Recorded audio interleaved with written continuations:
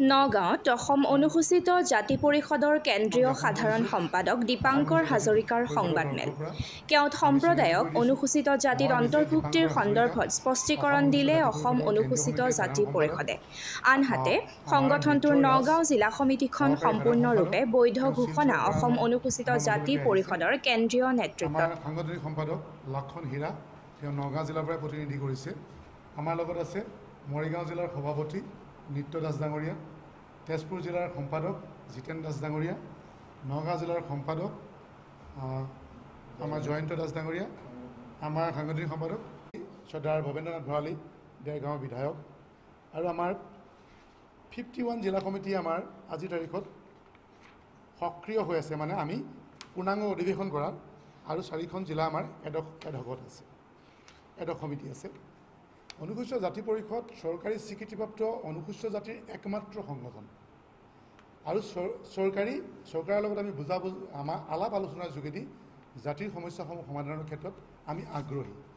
কিন্তু আমাৰ একাংশই এজন ব্যক্তি আমি দেখিছোঁ, হাজোৰ এজন ব্যক্তিয়ে আজি যি 13টা সংগঠন বুলি কৈছে তেওঁলোকৰ লগত লগ লাগি অনুসূচিত জাতি পৰিষদে অসম্বন্ধ দিয়া কথাটো যিটো সংবাদ মাধ্যমত আমি প্ৰকাশ পোৱা দেখা পাইছোঁ, আমি আজি স্পষ্ট কৰি দিছোঁ যে অসম অনুসূচিত জাতি পৰিষদৰ দৰে চৰকাৰী স্বীকৃতিপ্ৰাপ্ত স্বেচ্ছাসেৱী সংগঠনে অসম বন্ধৰ দৰে কোনো কাৰ্যসূচীত সহমত প্ৰকাশ নকৰে।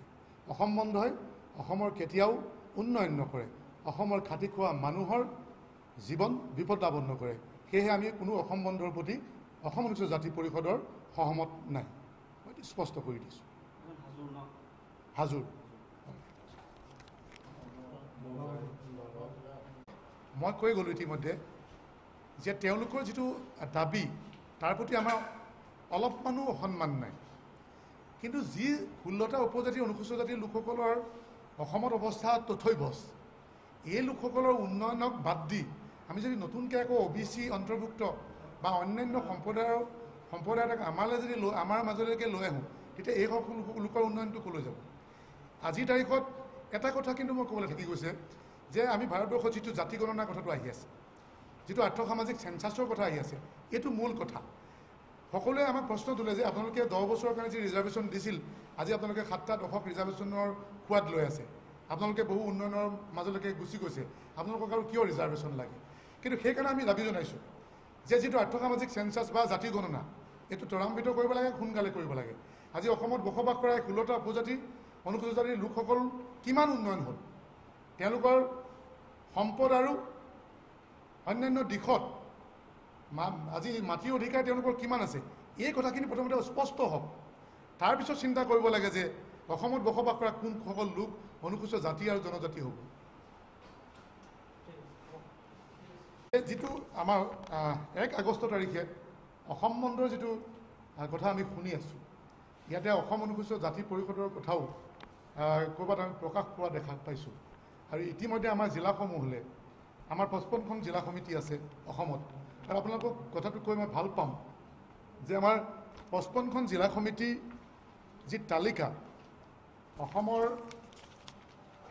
যি আমাৰ বিভাগ আছে WBT বিভাগ, 55খন জিলা সমিতিৰ